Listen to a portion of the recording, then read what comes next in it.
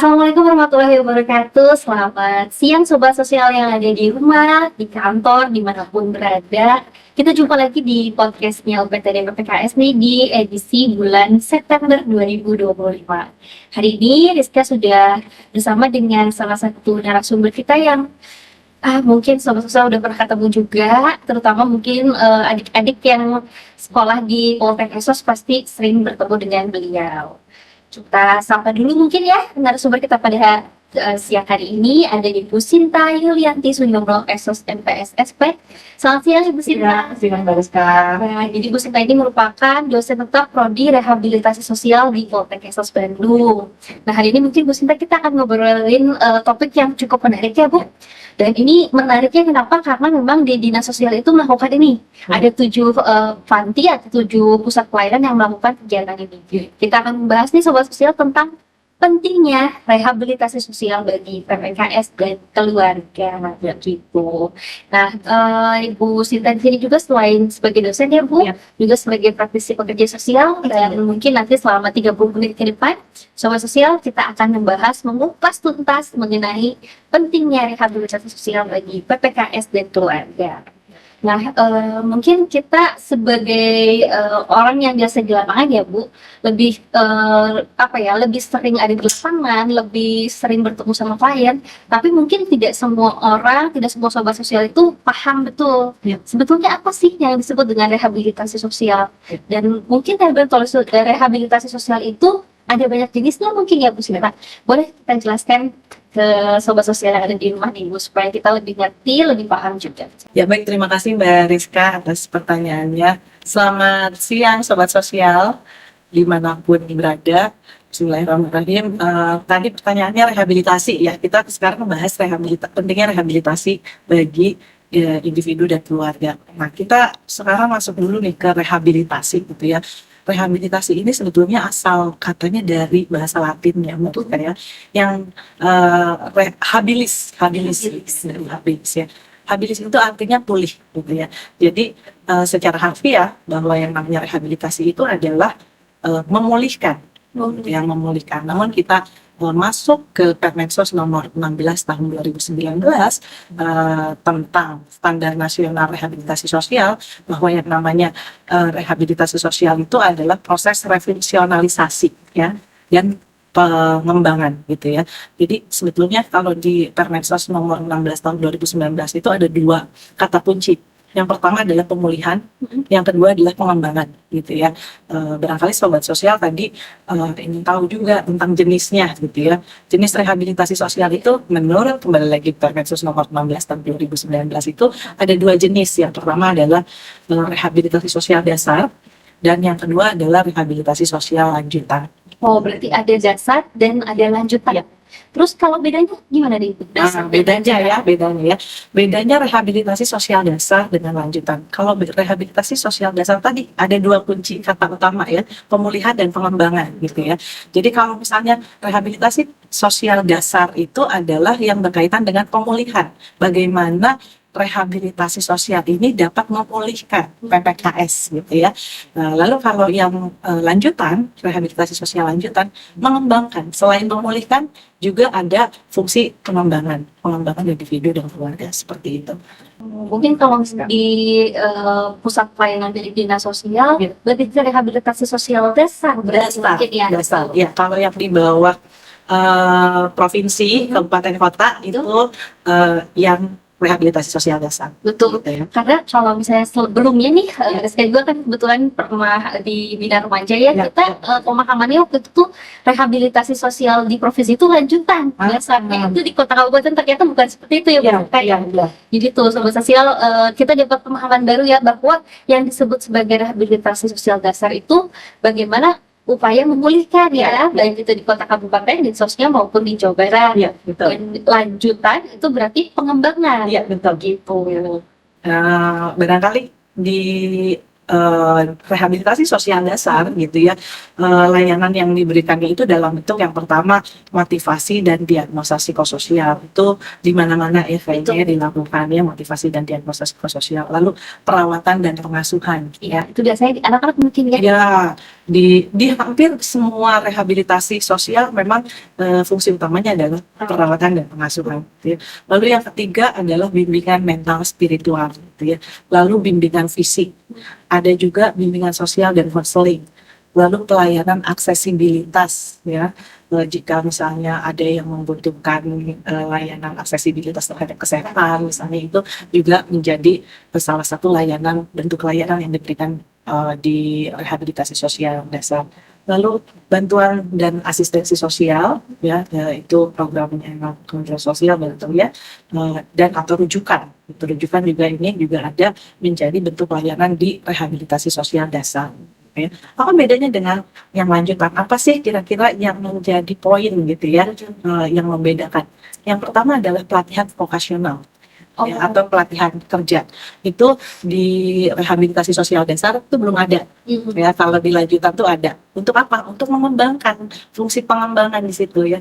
Lalu berikutnya yang paling juga menonjol dalam rehabilitasi sosial lanjutan yaitu terapi fisik gitu ya, terapi mental spiritual, terapi psikososial, terapi untuk penghidupan, itu juga yang menjadi layanan yang diberikan dalam rehabilitasi sosial lanjutan. Memang sih kalau di panti-panti atau pusat pelayanan di Dinsos memang dasar itu pasti ya, tapi memang ada beberapa juga yang menyelenggarakan kegiatan pelatihan vokasional. Itu berarti sudah pengembangan, sudah lanjutan, sudah melakukan. Karena memang yang paling penting untuk melakukan pengembangan kan kondisinya stabil dulu ya Bu Sinta ya. Ketika seseorang belum pulih, tentu dia juga tidak bisa menerima pelatihan atau pengembangan vokasional dan lain-lain tadi ya. Betul. Nah, sebetulnya sih kan kalau kita tahunya karena kita bekerja di wilayah institusi ya, kita tahunya ada klien datang ke tempat kita dirujuk oleh Dinas Sosial Kota Kabupaten. Sebetulnya siapa saja sih orang-orang yang membutuhkan program rehabilitasi sosial itu sendiri? Oke. Nah, yang membutuhkan program rehabilitasi sosial ini bisa individu, keluarga, kelompok dan masyarakat, Mbak Rizka, gitu ya. Dan rehabilitasi sosial juga menggunakan tiga pendekatan gitu ya. Yang pertama adalah berbasis institusi. Nah, kalau berbasis institusi ini yang seperti sentra, kalau di Kementerian Sosial gitu ya, kalau di Dinas Sosial Kabupaten Kota Provinsi, panti, kalau di provinsi sekarang ada GRIA, gitu ya.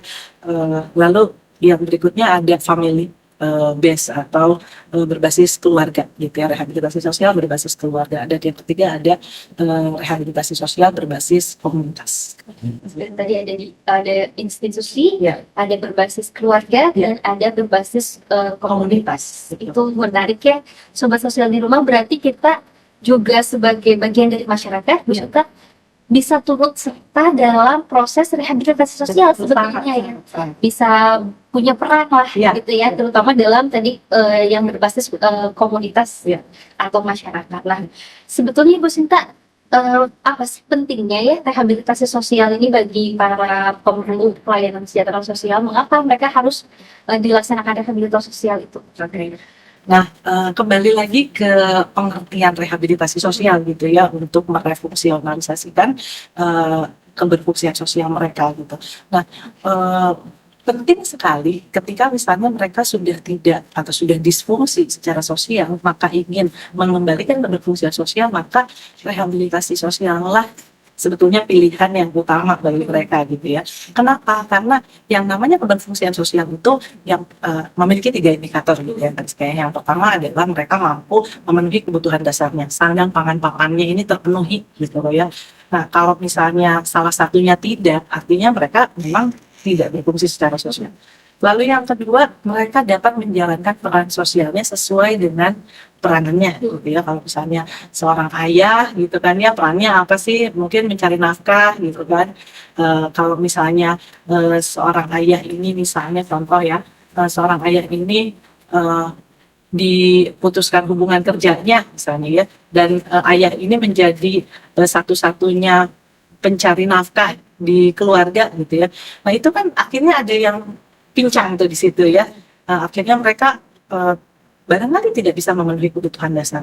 Lalu bapaknya ini tidak bisa menjalankan perannya gitu ya. Lalu yang ketiga, dapat menyelesaikan masalah dapat menyelesaikan masalahnya gitu ya. Artinya kalau misalnya bapak ini tidak memiliki pekerjaan dan tidak memiliki nafkah untuk memberikan nafkah kepada istri dan anaknya gitu ya, artinya kan tidak bisa menyelesaikan masalah. Nah, disinilah peran rehabilitasi sosial dalam menyelesaikan permasalahan-permasalahan individu dan keluarga seperti itu.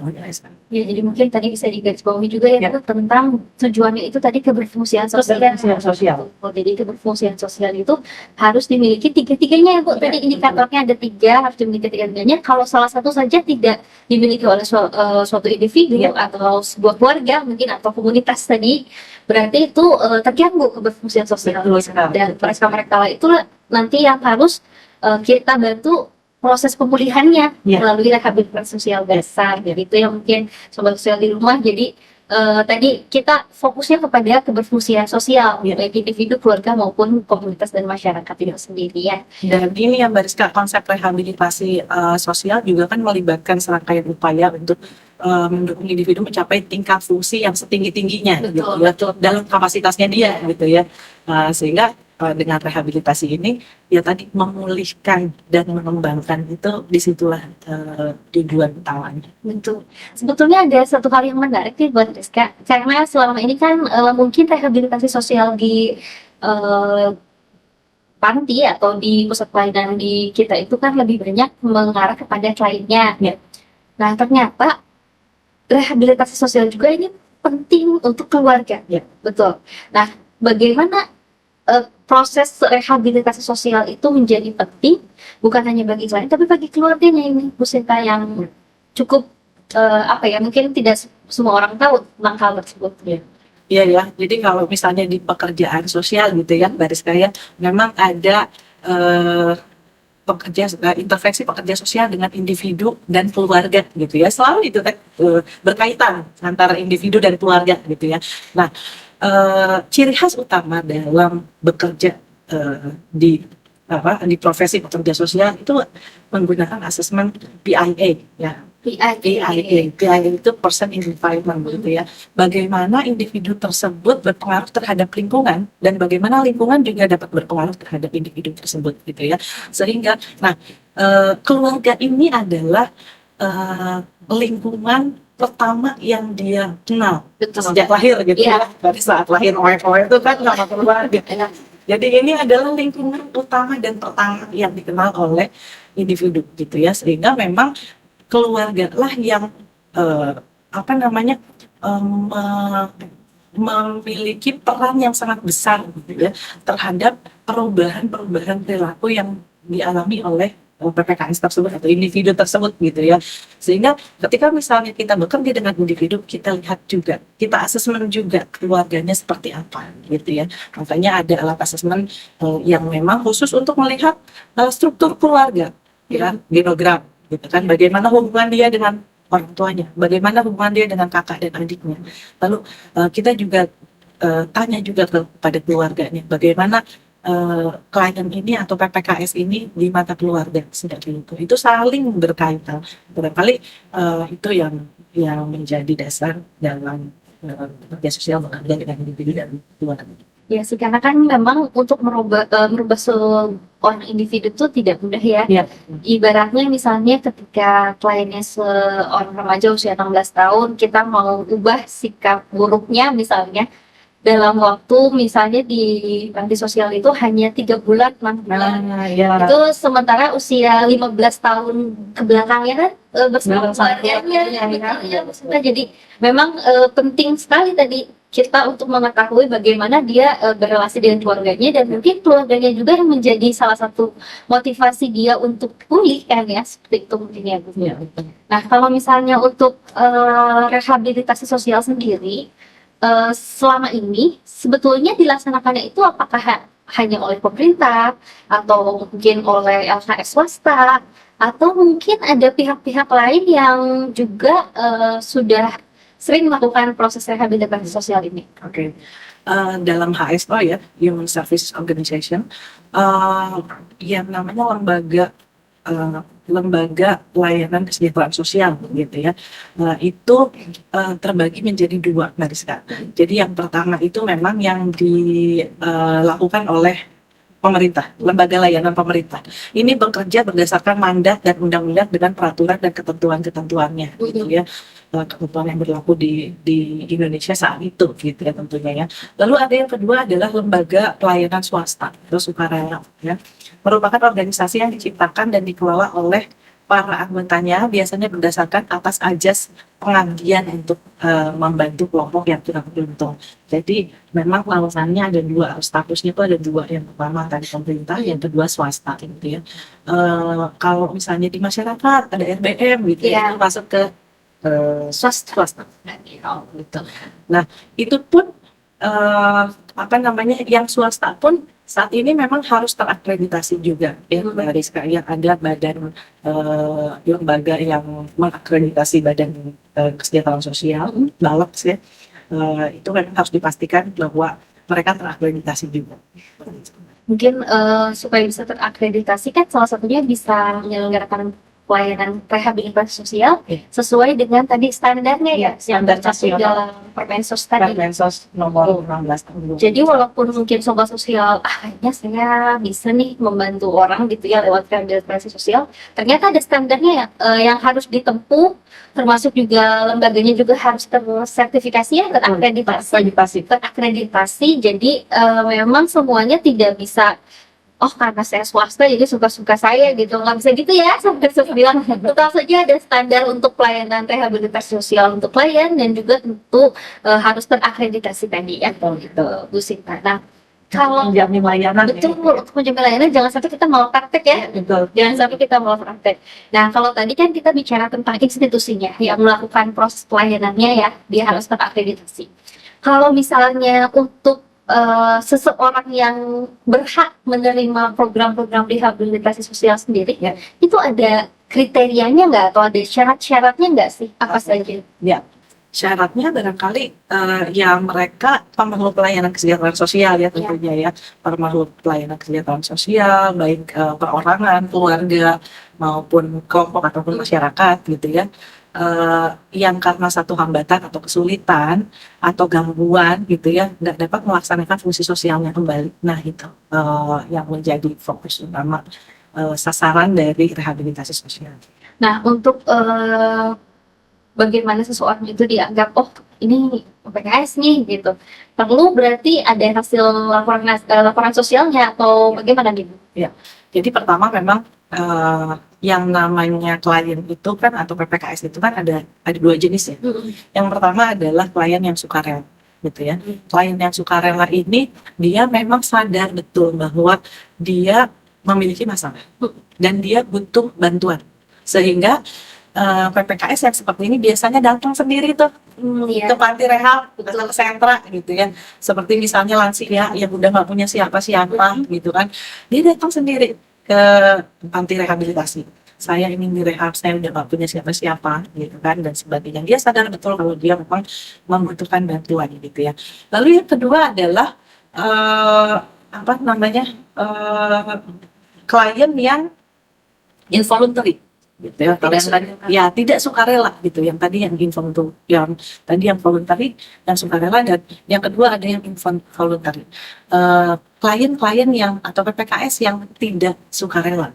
Contohnya misalnya anak jalanan yang hasil garukan, ya hasil garukan. Mereka kan sebetulnya kan nggak mau direhab ya, tapi karena ketangkep gitu kan, jadi ya udah mereka rehab. Atau misalnya korban penyalahgunaan nafsa gitu kan, itu hasil dari putusan pengadilannya misalnya gitu ya, putusan pengadilannya mereka rehab. Nah mereka kan itu kan sebetulnya nggak rela atau mereka direhab gitu kan ya. Nah ada lagi tuh satu lagi yang sekarang tuh kita menerima juga aduan dari masyarakat. Oh ya, yang viral-viral itu ya, misalnya muncul di media baik elektronik maupun sosial gitu ya.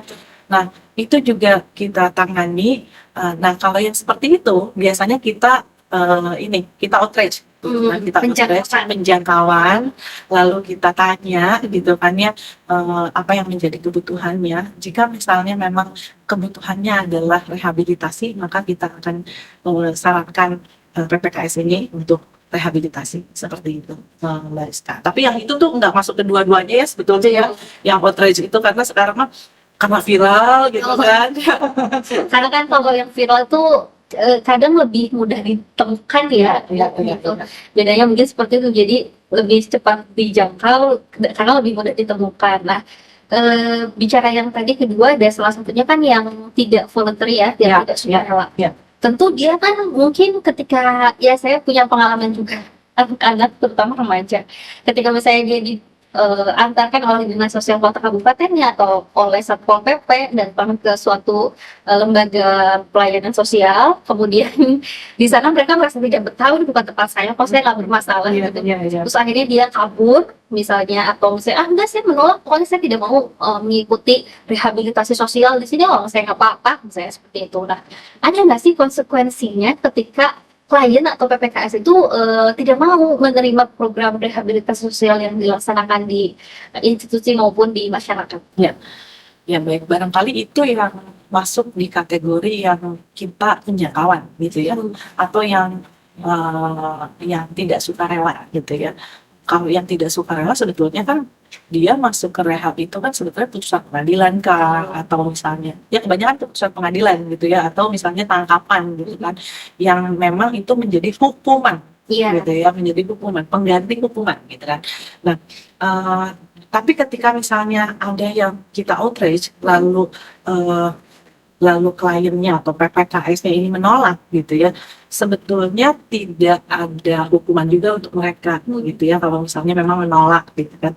Ya di dalam pekerja sosial ini kita menggunakan prinsip client center ya, dari sekalian kita mengenal client center bahwa segala sesuatu keputusan itu menjadi bukan menjadi, semua keputusan itu dari kliennya sendiri gitu, Berasal dari kliennya sendiri, sehingga kita juga tidak memaksa. Namun yang namanya pekerja sosial yang profesional gitu kan ya, yang sudah tahu ilmunya, yang sudah memiliki keterampilan yang luar biasa gitu ya, dengan nilai-nilainya gitu ya, kebanyakan jika memang dibutuhkan rehabilitasi ini dibutuhkan, biasanya pekerja sosialnya bisa memberikan motivasi kepada klien tersebut untuk dapat mengikuti rehabilitasi seperti itu ya sekarang. Karena memang kalau misalnya kebutuhannya rehabilitasi, ya sebaiknya rehab gitu ya. Karena rehab ini kan di situ kan ada fungsi pemulihan, ada fungsi pengembangan gitu ya, sehingga dia bisa kembali berfungsi secara sosial gitu loh ya. Jadi aduh sayang banget ada fasilitas gitu kan dari pemerintah ataupun dari swasta gitu ya, sobat sosial, tapi tidak dimanfaatkan, kan sayang sekali. Betul, jadi memang salah satunya memang yang paling berperan penting Bu Sinta dalam proses rehabilitasi sosial bagi PPKS itu pekerja sosial ya tadi, karena ketika tadi kalau misalnya mungkin PPKS-nya oh ya saya tahu saya kayaknya perlu direhab, itu mungkin mudah ya. Tapi kalau misalnya tadi sobat sosial, aduh PPKS-nya ini kabur atau tidak lain, memang bagaimana keterampilan pekerja sosial itu digunakan untuk kita mampu membuat klien atau PPKS yang tadinya tidak mau, padahal dia perlu padahal dia perlu ya. Cuman mungkin belum bisa menyadari saja kalau dia itu memang perlu rehabilitasi. Betul. Jadi memang para pekerja sosial nih, terutama yang bekerja dengan PPKS di lingkungan masyarakat maupun di layanan institusi, memang harus punya keterampilan yang good lah ya Bu, terutama berhadapan dengan klien-klien seperti itu. Kalau pekerja sosial profesional mah udah pasti bisa ya. Nah, mungkin sebelum kita tutup Ibu, ada closing statement dari Ibu untuk sobat sosial di rumah, masyarakat, keluarga, dan juga orang-orang di sekitar yang mungkin selama ini saya ini misal tinggal dengan PPKS loh ternyata, atau misalnya di lingkungan keluarga saya, di lingkungan masyarakat sekitar saya tuh sebetulnya ada PPKS yang membutuhkan rehabilitasi sosial, mengingat pentingnya seperti itu ya. Nah, ada yang Ibu ingin sampaikan untuk sobat sosial di rumah? Silakan. Terima kasih Mbak Rizka. Sobat sosial, jadi yang namanya rehabilitasi sosial ini tidak hanya untuk memulihkan saja gitu ya, tetapi juga mengembangkan potensi PPKS gitu ya, atau individu sehingga dapat mencapai fungsi kemandirian yang setinggi-tingginya sesuai dengan kapasitasnya masing-masing gitu ya. Sehingga menurut saya sih rehabilitasi itu bukan sesuatu eh, bukan sesuatu momok yang memalukan gitu ya kalau misalnya kita masuk ke panti rehab itu, tapi bagaimana kita bisa mengembangkan potensi kita sendiri. Kalau misalnya memang kita secara keberfungsian sosial kita ada yang pincang, kita nggak bisa ingin latihan vokasi misalnya gitu ya, coba masuk ke rehabilitasi sosial yang memang menyelenggarakan. Ya, karena sekarang sudah bisa difasilitasi ya oleh Dinas Sosial Kota Kabupaten, oleh Dinas Sosial Provinsi juga, dan juga mungkin serta di Kementerian Sosial. Tapi rehabilitasi itu memang eh, jalan akhir juga gitu ya. Kalau misalnya memang sudah tidak ada hal-hal lain yang bisa diberdayakan atau difungsikan kembali. Mudah-mudahan sobat sosial di rumah bisa lebih aware dengan adanya mungkin keluarga, masyarakat yang ada di sekitarnya juga ya. Semoga dengan adanya podcast kita pada siang hari ini bersama dengan Ibu Sinta bisa memberikan manfaat juga nih buat sobat sosial di rumah, buat masyarakat, buat para pekerja sosial juga supaya lebih mengetahui apa sih pentingnya rehabilitasi sosial. Mungkin untuk sesi hari ini kita akhiri. Bu Sinta, terima kasih banyak sudah hadir di Rumah Tangga PPKS. Jangan bosan-bosan Bu nanti kalau saya memberikan edukasi buat teman-teman sobat sosial yang ada di rumah. Dan yang terakhir tentu jangan lupa untuk subscribe link YouTube channel dari UPTD PPKS dan juga follow Instagramnya Dinas Sosial di dinsos.jabar dan juga di Instagramnya UPTD PPKS @UPTD PPKS. Terima kasih sobat sosial yang ada di rumah. Sampai bertemu lagi di kesempatan berikutnya. Wabillahi taufiq wal hidayah. Wassalamualaikum warahmatullahi wabarakatuh. Terima kasih. Terima kasih semuanya.